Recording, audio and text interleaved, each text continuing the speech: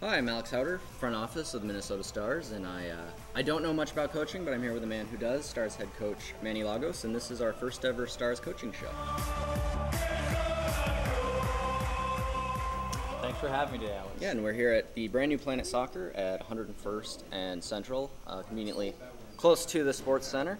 And we're going to talk a little bit about what's been and what's coming up, as well as how to get defenders involved in your attack. And so to start off, Manny, talk about this recent homestand. Yeah, I mean, I think we started out the season really well and gained a lot of confidence and had a great Open Cup run, which I think got the whole state of Minnesota and our fans and certainly the club really excited about what we were doing. Obviously, we were a little disappointed that we fell short of that goal, but from that moment, I think we had a little dip and we lost 2 in a row, one on the road in Carolina, and then our first home loss 2 weeks ago. But we came back this past weekend. And I thought we really responded really well to being down a little bit and came back with a very solid performance. Okay. It seemed there are some parallels, especially in that Fort Lauderdale game with that Tampa one, of us scoring a goal early, giving up the equalizer. What was the difference that let us bounce back this time and not let the momentum be wrestled away from us? Well, I think two team things. I mean, I think you're right. I think we were mentally challenged in both games in terms of being up a goal and having to have the game tied again, in a sense, and start all over. And I think the difference, partly was the fact of the timing of the goal. Getting a goal scored on us at the end of the first half against Tampa, the way we did, I think is psychologically very difficult to absorb and come back from. And I credit to the guys. I still think we battled and played hard in the second half, and it looked like it was going to be a tie. And Tampa, credit to them, kept on attacking at the end of the game and got the 3 points. So. This last game, what I really liked about it was another kind of goal that a little bit of a letdown maybe in terms of how we gave it up and the way we were playing against Fort Lauderdale. But at the same time, I think after the goal, we responded well to close out the half and I think justly went up a goal. Okay. I'm looking again. We've been talking about Tampa.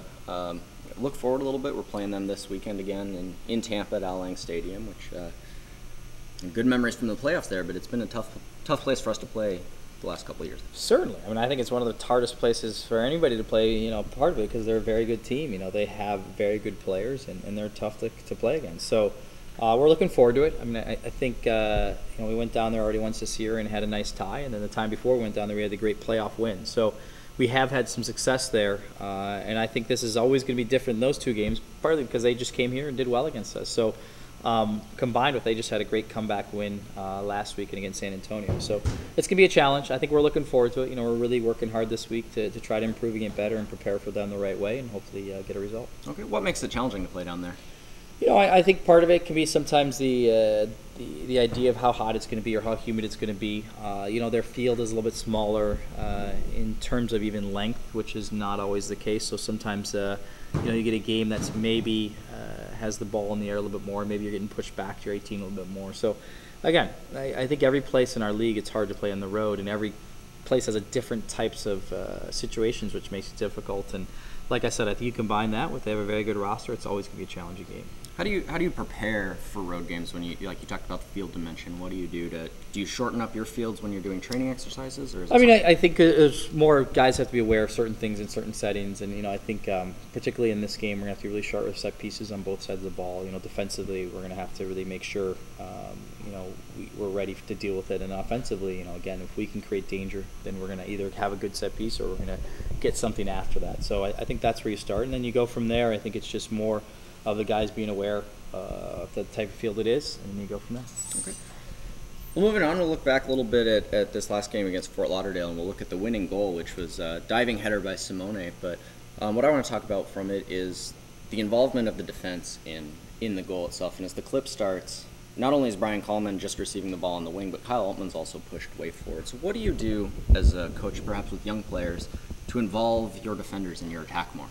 Yeah, I know. I think if you think about that play, I think it actually starts a little bit earlier in that, we have some very good possession in the field. We're really moving the ball around. I think we combine a lot of passes in a row. And then we actually, on the left side, Justin Davis is the first defender to break forward, and he gets a good opportunity and cross off. Fort Lauderdale clears it.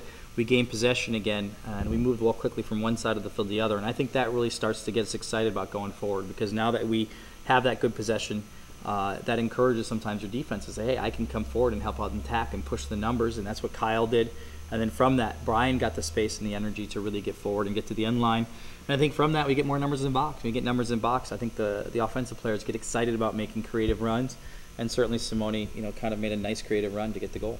Okay, and also, how as a coach do you prepare your team should you lose the ball in that situation? Because you can't have everybody forward. So how do you, at least minimize the risk of a counterattack? Yeah, I mean, there's always risk when you push numbers forward, but I think a couple things happen. You have to have good shape and balance, and then you also have to understand, if you don't finish off the play the right way, you might get burned, and that does happen in games sometimes and to teams. So certainly for us, we stress trying to finish off plays the right way. So either the ball's coming back out so we can keep possession, or it finishes off in a good cross or a good shot where it's a corner kick or a goal kick, and then we can get our shape and balance again.